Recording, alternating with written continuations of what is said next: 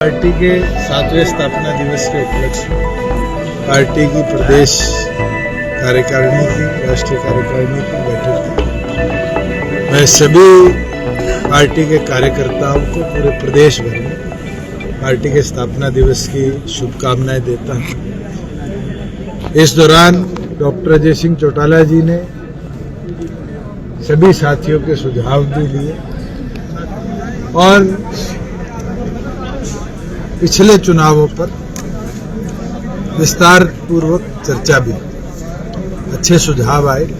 जो कमियां रही उनको कैसे आगे सुधारा जाए, जो छल हरियाणा की जनता के साथ हुआ उसको कैसे जनता के बीच में ले जाया जाए, इसके ऊपर भी साथियों के विचार आए।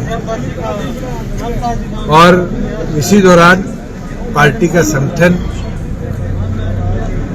आज पूरी तौर पर भंग करने का फैसला राष्ट्रीय अध्यक्ष ने लिया है। इस दौरान ये भी निर्णय लिया गया कि जनवरी के महीने में संगठन का पूर्ण निर्माण और फरवरी के महीने के अंदर पूरे प्रदेश भर के प्रत्येक गांव में, शहर के प्रत्येक वार्ड के अंदर पार्टी की मेंबरशिप ड्राइव को एक एक कार्यकर्ता लेकर जाए और जो साथी बहके चुनाव के दौरान उन साथियों को भी वापस लाने का निर्णय किया गया है। मेरा ये मानना है कि 7 साल पहले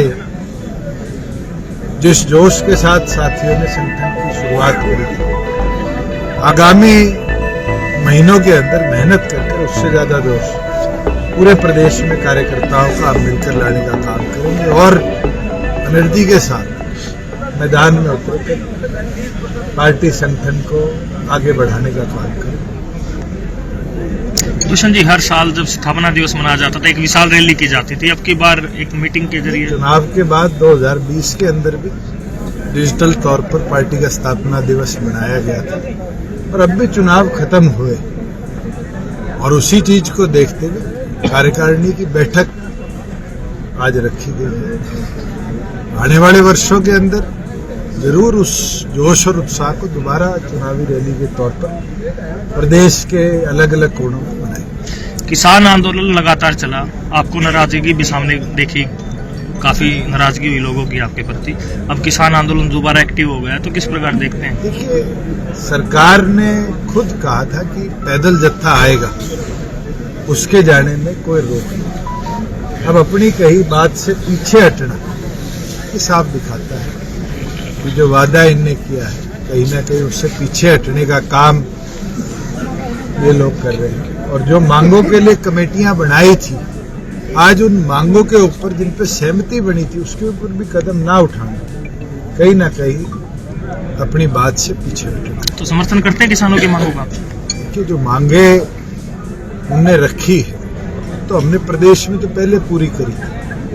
कोई और ऐसा विषय है जो उससे अलग हो तो जरूर उसके ऊपर भी पार्टी विचार करके उसका समर्थन करेगी। जी, आपने मीटिंग में आज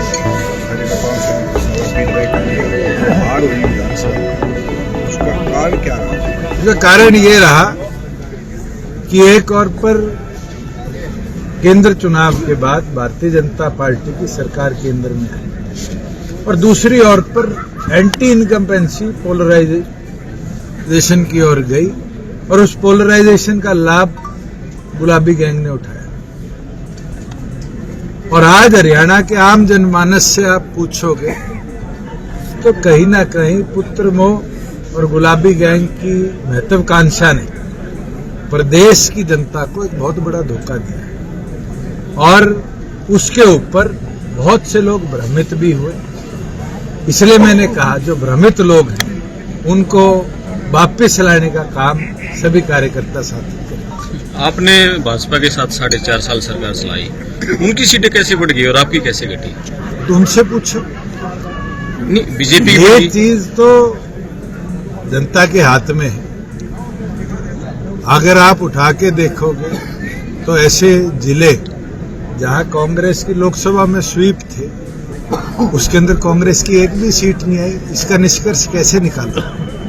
जनता के हाथ में। अर्श पे ले जाने वाली भी वो है, फर्श पे ले जाने वाली भी वो है। हमारा काम संघर्ष मेहनत करना है और पूरी लगन के साथ मैं ये विश्वास दिला सकता हूँ 6800 गाँव जब सदस्यता अभियान चलेगा 6800 के 6800 गाँव में जाकर हम अपने संगठन की तरफ। क्या अब ये लग रहा है कि ये सरकार के साथ जाना ही नुकसानदायक रहा, उसमें अलग रहते तो शायद आज अलग पोजीशन में होती जसपा? अगर सरकार में ना जाते तो क्या 50% आरक्षण ला पाते, क्या 75% आरक्षण ला पाते, क्या 24 घंटे में आपकी फसल का उठान 48 घंटे में पेमेंट करा पाते?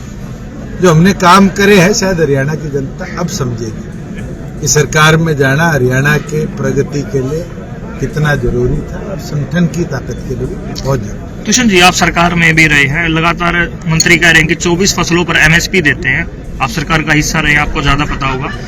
किसान कह रहे हैं कि एमएसपी नहीं मिल रही है, सरकार कह रही है एमएसपी दे रहे हैं।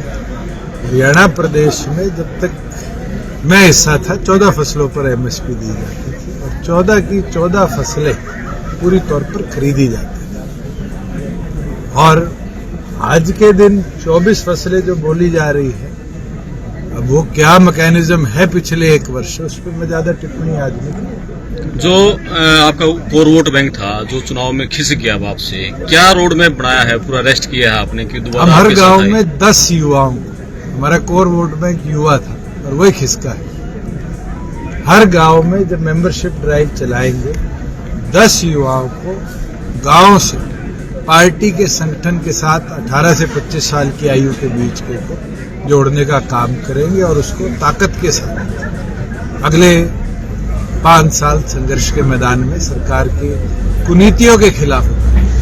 आपने ये कहा कि लोग इस बार गुलाबी गैंग की उसमें चले गए, वो जो लोग उधर गए हैं उनको अपनी तरफ लाने के लिए तो आने शुरू हो जाएंगे। उम्मीद आएंगे। आप खुद बताओ, जींद में कोई चर्चा है? अगर जींद के अंदर कांग्रेस 1 सीट जीतती है तो कहीं ना कहीं जनता ने उसी गुलाबी गैंग को झटका दिया है जिसको नरवाना भी जिताई थी लोकसभा में और अब हराई। आप आंकड़े उठाकर देखो, आंकड़े बहुत कुछ बोलते हैं। रिजल्ट के बाद लगातार विपक्ष के नेता ईवीएम पर सवाल उठा रहे कि ईवीएम में गड़बड़ी होती है। पहली चीज तो ये बताओ, रिजल्ट के बाद विपक्ष का नेता बना है नहीं बना?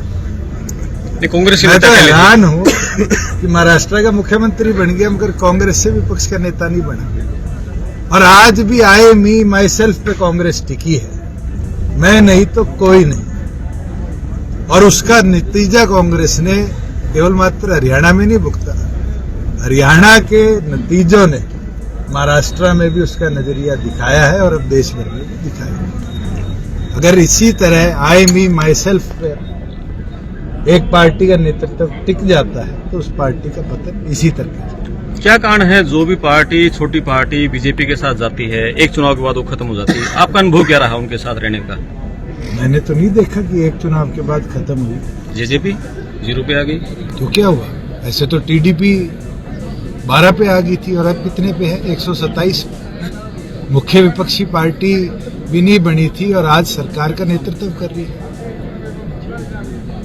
आज के दिन ये कहना कि पार्टी खत्म होगी आपके हाथ में नहीं है, जनता के वोटर के हाथ में है। वोटर ने चौधरी देवीलाल जी को भी चुनाव हराया गहराई से और इस देश का उप प्रधानमंत्री भी बनाया। जनता ने विश्वास जताया, जनता पार्टी में नेतृत्व में विश्वास जताएगी तो नेतृत्व वापस आएगा। अभी तो मैं 36 का हूँ भाई, बूढ़ा तो नहीं हो लिया, तुम तो रिटायरमेंट लिखे बैठे।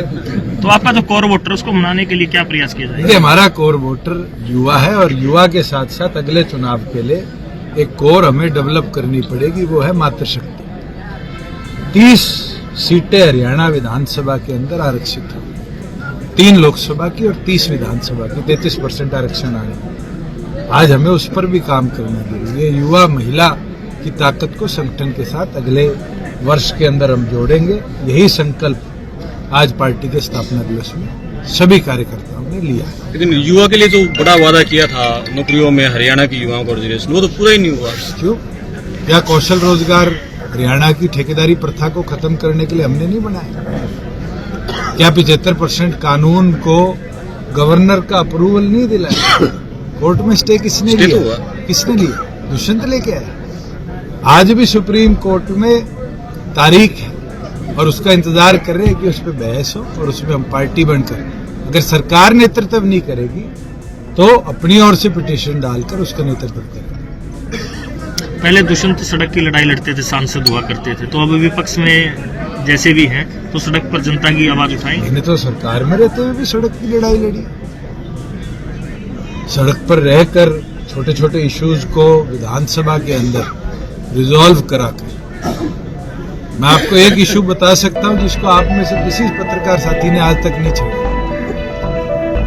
हमने बीपीएल की सीमा को 1,20,000 से 1,80,000 तक किया और उसका नतीजा आया कि हरियाणा प्रदेश में 26 लाख बीपीएल परिवारों से बीपीएल की संख्या बढ़कर 42 लाख पहुंची। 2 ही महीने हुए सरकार को आए। 420 के पर्चे दर्ज करने की धमकियां दी जाती, ये छलनी है हरियाणा की जनता के साथ। तो क्या है, ये तो बहुत मुद्दे आएंगे। अगर आप ये वीडियो YouTube पर देख रहे हैं तो हमारे चैनल को सब्सक्राइब करें और बेल आइकन को दबाना ना भूलें। अगर आप Facebook पर ये वीडियो देख रहे हैं तो हमारे पेज को लाइक करें।